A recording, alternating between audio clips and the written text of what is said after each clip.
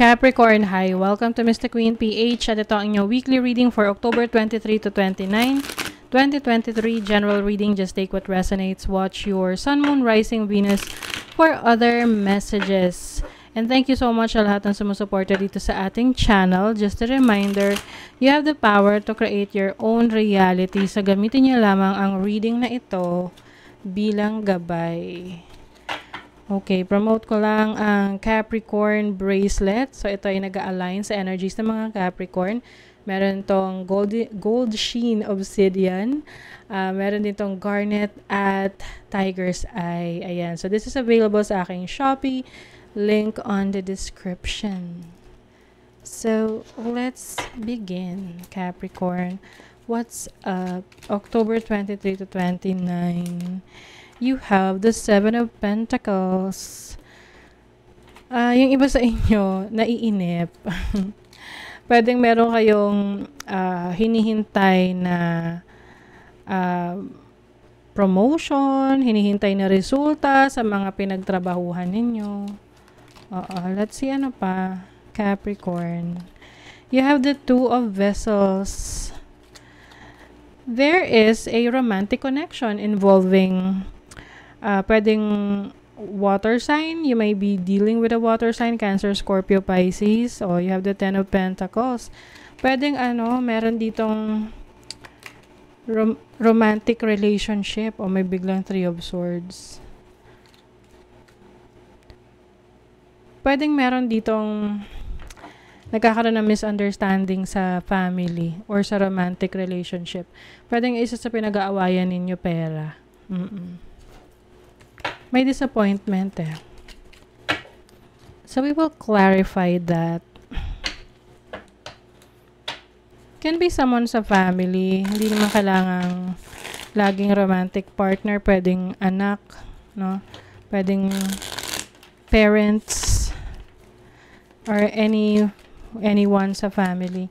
What is the Seven of Pentacles? You have the Six of Cups. Okay, yung iba sa inyo, meron kayong mga trinabaho or winork out in the past na you are still waiting for the results. Pwedeng dati yung trabaho, hindi nyo pa nakukuha yung nyo, back pay. Or meron kayong loan na matagal nyo nang in-apply, hindi pa rin naasikaso. Something na kailangan nyong i-claim. Let's see, what is the Two of Vessels? The Empress. Someone is crushing on you. Crush talaga. Or merong nagkakaroon ng romantic interest sa inyo. So, it doesn't matter kung kayo ay in a relationship or hindi, kung single kayo, but merong attraction. I'm seeing attraction here. Yung iba naman, if you are in a relationship right now, there's a possibility na may mabuntis. So, it's either ikaw yung mabubuntis or ikaw yung makakabuntis. And I also see a business partnership that is going to be born, no? Parang magsisimula na proyekto, negosyo with someone, especially if this is very close to you. Pwedeng isang kaibigan, romantic partner, or kapamilya. What is the Ten of Vessels? You have the Five of Swords. I see some conflict sa family. Pwedeng merong competition, misunderstanding, someone feels na pwedeng hindi nag-uusap to within the family. What is the Three of Swords? The Seven of Cups. Someone is disappointed sa isang tao rito. So, pwedeng ikaw disappointed ka sa person that you are dealing with right now. Kasi parang kinu-confuse ka niya, no? Pwedeng hindi ka sure if this person is interested in you or ano yung intentions niya sa'yo.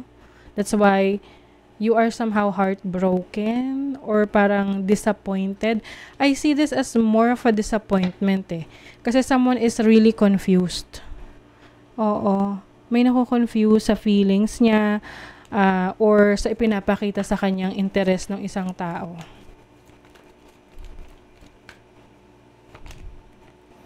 You have Saturn in Capricorn in the 10th house. So, meron kayong career, business, trabaho na sa ngayon, hindi nyo pa nakikita talaga yung success nito. Pwedeng hindi nyo pa nakikita yung improvement. Pero kung hindi nyo to bibitawan, this is going to be very successful in the future. You just need to hold on to it. Be more patient. You have Mercury in Taurus in the 2nd house. There's a lot of communication going on when it comes to some properties. Yung iba sa inyo pwedeng meron kayong balak na bilhin na property or related sa mga investments ninyo. Pwedeng may mag-aalok ng investment. But it seems na you're not really open to that. Okay. You also have Mars in Virgo in the 6th house. Criticism. Meron kasi ritong masyadong nag-expect. Oo. So, this can be you or the person that you're dealing with na nag-expect na things are going to be perfect. Alam mo yun, na parang walang dapat magkamali. So, pag may nagkamali, may disappointment ka agad. Alam nyo yun. So, mas maganda rito if you're dealing with someone, whether this is romantic or sa business or with someone, no? You have to set your proper expectations para at least hindi tayo nag-expect in silence or in secret. Kasi minsan, 'di ba, nag-expect tayo na ganito dapat ang gagawin ng taong ito para sa akin. Pero ini-expect mo 'yon on your own, secretly. hindi mo siya sinasabi. So kapag walang awareness yung isa, so pag hindi niya na-fulfill 'yon, ma-disappoint ka. Tapos lalabas yon yung disappointment mo na yon. That's why the other person will get confused. Bakit? Anong nagawa ko? O, diba? Confused. In need of help, assistance, and guidance. So, you might be needing someone that will help you in any way. No? Pwedeng advice or guidance. Family matters. See, some of you Capricorn, meron kayong issue sa family. You also have coins. Money will be coming to you. See, this is what I'm saying kanina na kung meron kang binigbigyan ng attention ngayon, medyo naiinip ka sa progress, don't worry kasi this is going to be worth it. Okay? Yes, there's also a new job or career for some of you na mag-open this week. An opportunity. So, let's see your other message. Okay, pamper yourself. Self-care is a necessity, not a luxury. So, don't forget na alagaan mo rin yung sarili mo. Okay? Take care of yourself. Self-love, self-care. So, that is your reading, Capricorn. Kung nagustuhan nyo ito, naka-resonate kayo, mag-comment kayo dyan, like, share, subscribe, para lagi kayong updated sa ating mga readings. Thank you so much, Capricorn. See you again.